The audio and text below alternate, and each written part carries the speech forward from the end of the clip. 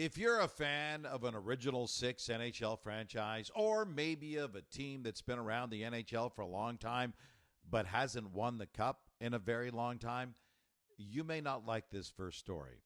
With all the amazing organizations through the over 100 plus years of the NHL's existence, the Vegas Golden Knights just became the fastest team in NHL history to reach the 300 wins mark. 300 victories, including a Stanley Cup, in their first 514 games of existence. That's 28 games faster than the Edmonton Oilers. Number 300 snapped the Leafs' 7-game winning streak, and the Leafs coach Sheldon Keefe wasn't around to see the Knights celebrate that incredible milestone. That's because he got tossed for arguing a late questionable tripping call on Mitch Marner. Talking got him tossed, but he wasn't about to talk about getting tossed. Can you take us through what led to your early exit plan?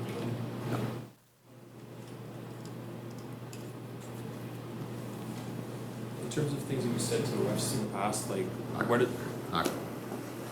Another key takeaway from the Leafs loss, the captain's ice time is getting slashed. John Tavares only played 14 minutes and 15 seconds. That's over 3 minutes less than he's been averaging so far this season. He's been bumped to the third line and down to the second power play unit. He only had 18 seconds on the Leafs' 2 power play opportunities. You just want to do what you can to help the team, and obviously what he felt was necessary to do. So you just control what you control, and obviously, like I said, just be ready to play each and every time your name's called to go over the boards. John's all about the team and doing whatever is asked of him. So it was really pretty straightforward, as I expected it would be. How's this for a stark contrast? Patrick Kane is 2 years older than Tavares. He's making about $8 million less, and he's ripping it up with the Red Wings. Kane now has 5 goals and 14 points on his current 9-game point scoring streak. That's the second longest active streak in the league right now. He's the oldest player to put together a streak that long in 13 years.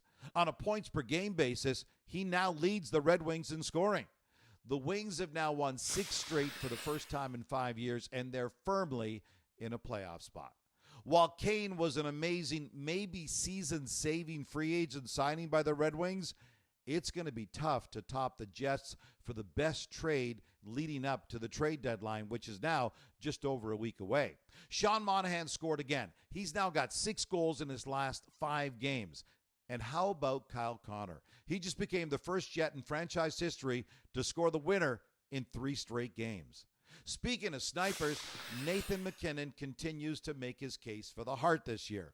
He had a goal and 2 points to extend his home point scoring streak to 29 games. He's had at least a point in every single home game so far this season. He pulled away from McDavid and to within 5 points of Kucherov for tops in the NHL scoring race.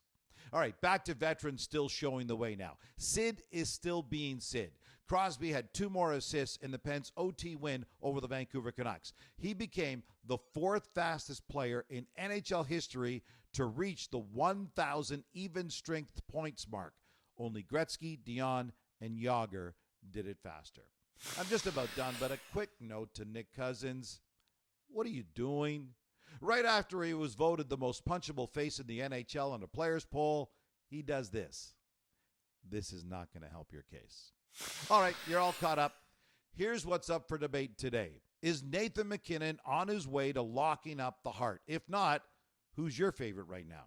Can Patrick Kane guide the Red Wings into possibly doing some damage come playoff time? What did you think of Keefe getting tossed and the way he's been handling John Tavares in his ice time? And what did you think of Nick Cousins' little flop on the ice? Looking forward to hearing what you've got to say, and I'll talk to you again same time tomorrow.